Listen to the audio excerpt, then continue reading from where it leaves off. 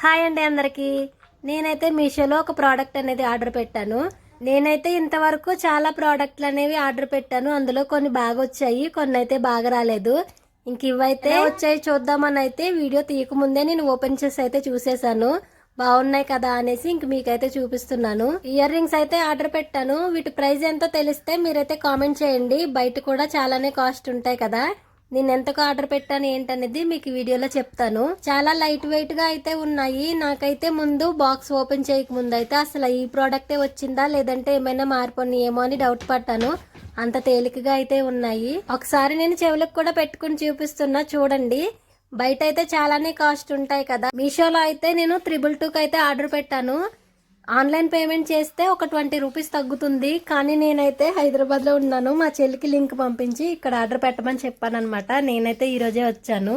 Correct గా order పెట్టిన 5 days కి అయితే వచ్చాయి.